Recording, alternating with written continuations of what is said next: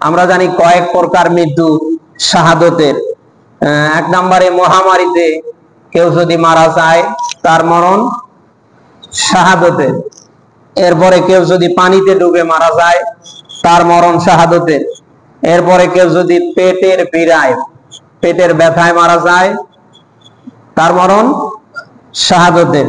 এরপরে কেউ যদি আগুনে পুড়ে মারা যায় তার মরণ শাহাদতের। এরপরে কোন মা যদি সন্তান প্রসব করতে মারা যায় এই মায়ের মরণটাও কি শাহাদতের। এরপরে কেউ যদি পরবাসে গিয়ে মারা যায় তার মরণটাও শাহাদতের। এবং আল্লাহর পথে আল্লাহর বিধান প্রতিষ্ঠা করতে গিয়ে, আল্লাহর দিন জিন্দা করতে গিয়ে কেউ যদি মরে যায় তার মরণটাও শাহাদতের। এরকম 6 থেকে 7 প্রকার মৃত্যু আছে কিসের? শাহাদতের। আমরা সব সময় আল্লাহর কাছে প্রার্থনা করব, দোয়া করব, আল্লাহ যেন আমাদের শাহাদাতের মৃত্যু দান করে। আল্লাহুম্মা ইন্নী আসআলুকা শাহাদাতান ফি সাবিলিক। এই দোয়াটা আমরা বেশি বেশি করে পড়ব। পারবো তো ইনশাআল্লাহ? কয়েকটা জিনিস আল্লাহর হাতে, তার ভেতরে এই যে জীবন মরণ এটা একটা, এরপরে ধন সম্পদ, সন্তান সন্ততি, এগুলি কার হাতে? যাকে খুশি আল্লাহ তাকে দেন। আবার দেখেন কাউকে আল্লাহ কিছুই দেন না। তাহলে ধন সম্পদ, সন্তান সন্ততি, ছেলে মেয়ে, এগুলি কার হাতে? যাকে খুশি, যাকে ইচ্ছা আল্লাহ তাকে দেন। আবার অনেককে আল্লাহ দেন না। তার মানে এই এখতিয়ারটা কার হাতে? বলেন, ছেলে বলেন মেয়ে বলেন, এই ছেলে মেয়ে এটা কার হাতে? আল্লাহর হাতে। আজ অনেকে আমরা মন খারাপ করি বারে বারে মেয়ে হয়, অনেকে আমরা মন খারাপ করি বারে বারে ছেলে হয়। আরে ভাই, আপনার মন খারাপের তো কিছু নেই, কারণ এটা তো নিয়ন্ত্রণ করে কে? আর আপনি যদি আল্লাহর এই নিয়ন্ত্রণের স্থানে বিশ্বাসী না হন তো আপনার ইমানে নেই। আল্লাহ তাআলা বলছেন ইয়াহাবু লিমান ইয়াশাউ ইনাসা ওয়া ইয়াহাবু লিমান ইয়াশাউ যুকুর। আল্লাহ বলেন যাকে ইচ্ছা তাকে আমি কন্যা সন্তান দিই, যাকে ইচ্ছা তাকে আমি পুত্র সন্তান দিই। আবার অপর সিস্টেম দেখেন, আল্লাহ বলেন যাকে ইচ্ছা তাকে আমি পুত্র সন্তানও দিই না, কন্যা সন্তানও দিই না, বন্ধা করি। তাহলে সন্তান দেবার মালিক এটা এখতিয়ার কার হাতে? অনেকে আছে বারে বারে কন্যা সন্তান হয় এই জন্য বউর উপর জুলুম করে। এইবারেরটা যদি মেয়ে হয় তাহলে তোরে কিন্তু আর তালাক, তোরে কিন্তু আর রাখবো না, তোরে তালাক দিই। অনেক হাসপাতালের বেড থেকে আমরা অনেক মায়ের কান্না শুনতে পেয়েছি। না, এগুলি করা যাবে না, আল্লাহ নারাজ হবে। অনেকে আছে সন্তানের জন্য কত কিছু করছে, অবশেষে বউ একটার পর একটা পাল্টাচ্ছে। তো বউ পাল্টিয়েও তো কোনো কাজ নেই, কারণ ওরে সন্তান দেবে না। একটা কথা এখানে খুব স্পষ্ট, ধন সম্পদ, সন্তান সন্ততি এগুলি আল্লাহর পরীক্ষা। তার পরীক্ষা বলেন তো? আল্লাহ একদিকে দিয়ে যেমন পরীক্ষা করে, আবার আল্লাহ তাআলা না দিয়ে কি করে? পরীক্ষা করে। যাদেরকে দিয়েছে, আমরা যারা পেয়েছি, আমাদের একেবারে আনন্দিত হবার কিছুই নেই। যাদেরকে দেয়নি তাদেরও মন খারাপ করার কোনো অপশন নেই। যারা পেয়েছি, যারা পাইনি, আমাদের উভয়ের কাজ হবে আমরা যেন আল্লাহর উপর খুশি থাকতে পারি। কথা শুনতেছেন আপনারা? এরপরে ইজ্জত, সম্মান, ক্ষমতা, পাওয়ার, এটা কার হাতে? বলেন। সূরা ফাতিরের 10 নম্বর আয়াতে পাবে আল্লাহ তাআলা বলেন কেউ যদি ইজ্জত চায়, সম্মান চায়, অতঃপর তার জেনে রাখা উচিত ইজ্জত সম্মান আমি আল্লাহ। কার ইজ্জত সম্মান কার হাতে? বলেন বলেন, আল্লাহর হাতে। সূরা আলে ইমরানের 26 নম্বর আয়াতটা বাসায় গিয়ে দেখবেন, আল্লাহ তাআলা তার রাসূলকে ডেকে বলছেন কুলিল্লাহুম্মা মালিকাল মুলক তুতিল মুলকা মান তাশা ওয়া তানজিউল মুলকা মিম্মান তাশা ওয়া তুইজ্জু মান তাশা ওয়া তুযিল্লু মান তাশা বিয়াদিকাল খায়র ইন্নাকা আলা কুল্লি শাইইন কাদির। খুব খেয়াল করে শুনবেন, আল্লাহ তাআলা বলছেন তার রাসূলকে, হে রাসূল, হে নবী, আপনি বলুন সমস্ত রাজাদের রাজাধিরাজ আমি আল্লাহ। সমস্ত রাজাদের রাজাধিরাজ কে যেন? মুখ খুলে সবাই বলেন। আল্লাহ বলেন আমি যাকে ইচ্ছা তাকে রাজত্ব দিই, যাকে ইচ্ছা তাকে আমি রাষ্ট্র ক্ষমতা দিই, আবার যাকে ইচ্ছা রাষ্ট্র ক্ষমতা কেড়ে নিয়ে অপমান অপদস্থ করি। কে বলছেন? অতআইজু মান তাশা অতুযিল্লু মান তাশা। আল্লাহ বলেন যাকে ইচ্ছা তাকে আমি সম্মান দিই, আবার যাকে ইচ্ছা তাকে আমি অপমান করি। বিয়াদিকাল খায়র, সমস্ত কল্যাণ যেন কার হাতে? বলেন বলেন, আল্লাহর হাতে। আজ আমাদের সমাজে একটা ভুল কথা চালু আছে যে সমস্ত ক্ষমতার উৎস জনগণ। নাউযুবিল্লাহি মিন যালিক। সমস্ত ক্ষমতার উৎস কে? হ্যাঁ, ওয়ান্নাল কুওয়াতা লিল্লাহি জামিআ। সূরা বাকারার 165 নম্বর আয়াতে পাবেন আল্লাহ তাআলা বলেন সমস্ত ক্ষমতার উৎস আমি আল্লাহ। যারা বলে সমস্ত ক্ষমতার উৎস জনগণ, এরা কি করলো? কুফরি করলো, শিরক করলো। কেউ যখন শিরক করে, কেউ যখন কুফরি করে, ঈমান থাকে তো নাকি? আপনারা কি বিশ্বাস করেন সমস্ত ক্ষমতার উৎস জনগণ? আপনাদের বলতে হবে সমস্ত ক্ষমতার উৎস কি জনগণ? সমস্ত ক্ষমতার উৎস কে? কাফ নুন দুটি অক্ষরের মালিক কে? তিনি ইনফিনিট পাওয়ার, মহাশক্তির অধিকারী। কোন বলতে দেরি, ফায়াকুন হতে। এই গরমে আপনি ফ্যান চালান, এসি চালান, কত কিছু, এরপরে শরীর ঠান্ডা হয় না।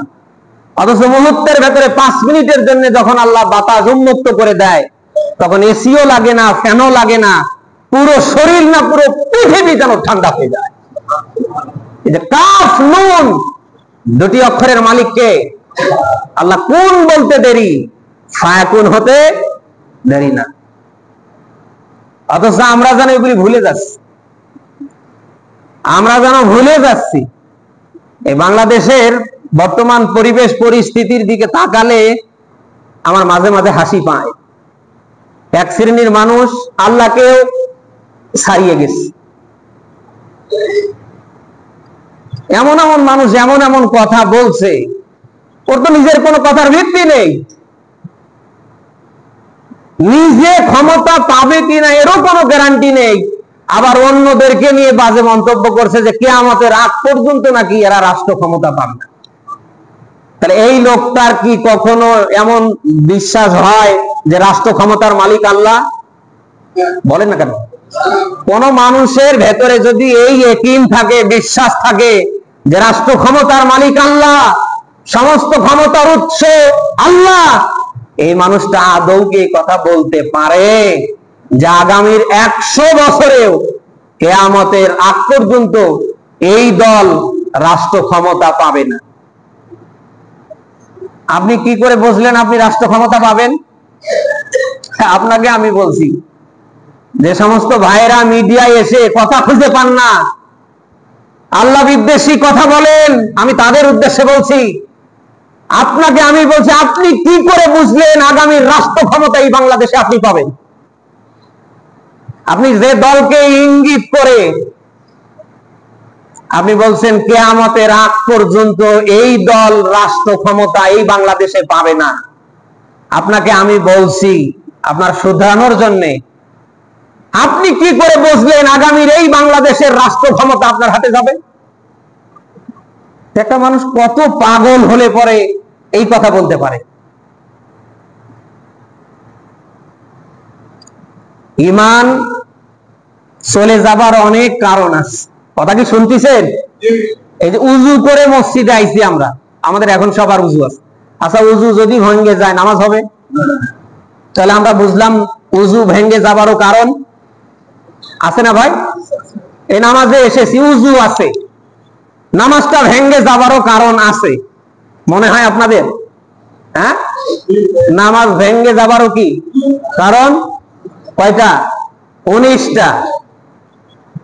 তাহলে উযু ভেঙে যাবার যেমন কারণ আছে, নামাজ ভেঙে যাবারও, রমজান মাস পেলে রোজা রাখি, রোজা ভেঙে যাবারও কারণ আছে। টাকা পয়সা নিয়ে হজে যাই, ওমরা করতে যাই, হজ ওমরা ভেঙে যাবারও কারণ আছে না নেই? আপনাদের কি বিশ্বাস হচ্ছে যে আমার কথাগুলিতে যুক্তি আছে? তাহলে উযু ভেঙে যাবার যদি কারণ থাকে, নামাজ ভেঙে যাবার যদি কারণ থাকে, রোজা ভেঙে যাবার যদি কারণ থাকে, হজ ওমরা ভেঙে যাবার যদি কারণ থাকে, আপনি যে ইমানদার, আপনার ইমান ভেঙে যাবে এ কারণ মনে হয় নেই? যে মানুষগুলি আল্লাহ বিদ্বেষী এই কথাগুলি বলে যে সকল ক্ষমতার উৎস জনগণ, এদের ইমান আছে না গেছে? নতুন করে কালমা না পড়া পর্যন্ত এদের আর মুসলমানিত্ব থাকার কথা না। মুসলমানিত্ব নেই, মুসলমানিত্ব চলে গিয়েছে। তার ইজ্জত সম্মানের মালিক, ক্ষমতার মালিক কে? আল্লাহ বলেন তুতিল মুলকা মান তাশা, আমি যাকে ইচ্ছা তাকে কি করি? সূরা মুলকের প্রথম নম্বর আয়াতে দেখবেন তাবারাকাল্লাযী বিয়াদিহিল মুলক ওয়া হুয়া আলা কুল্লি শাইইন কাদির। আল্লাহ বলেন বরকতময় সত্তা আমি আল্লাহ, সকল দুর্বলতা থেকে, অক্ষমতা থেকে আমি আল্লাহ মুক্ত। সমস্ত দুর্বলতা থেকে, অক্ষমতা থেকে মুক্ত একজন তিনি। আওয়াজ করে বলেন তো কে? আল্লাহু আলা কুল্লি শাইইন কাদির। আল্লাহ বলেন সকল শক্তির উপরে, সকল বিষয়ের উপরে আমি আল্লাহ ক্ষমতাবান।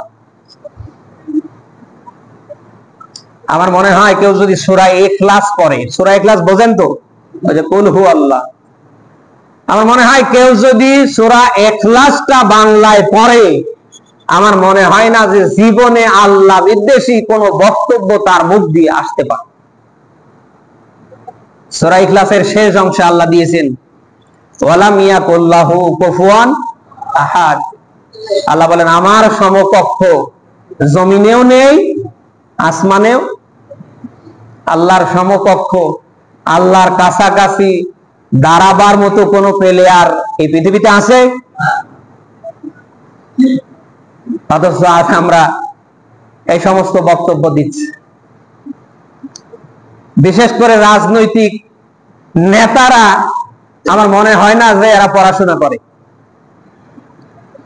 একটা রাজনৈতিক মঞ্চে কি বক্তব্য দেবে, আমার মনে হয় না মাইকের সামনে এসে যখন জনগণ দেখে, আমার মনে হয় না যাদের মাথা ঠিক থাকে। একটা মানুষের যদি মাথা ঠিকই থাকবে, সে মানুষটা আজে বাজে বকে কি করে? আমার বলেন তো, কত কথা আছে না, বলেন না কেন?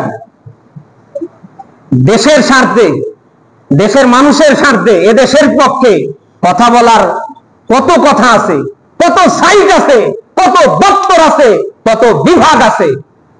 অথচ রাজনৈতিক নেতাদের আমরা দেখতে পাই মঞ্চে আসার পরে মাইক পেলে মাথা ঠিক থাকে না, এমন এমন কথা বলে, ওর মুখ থেকে বের হতে দেরি, সারা পৃথিবী জুড়েও ভাইরাল হতে দেরি না। কেমন লাগে বলেন? এই জন্য আমরা এমন কোন কথা বলবো না যে কথা বললে পরে আমাদের ঈমান চলে যায়।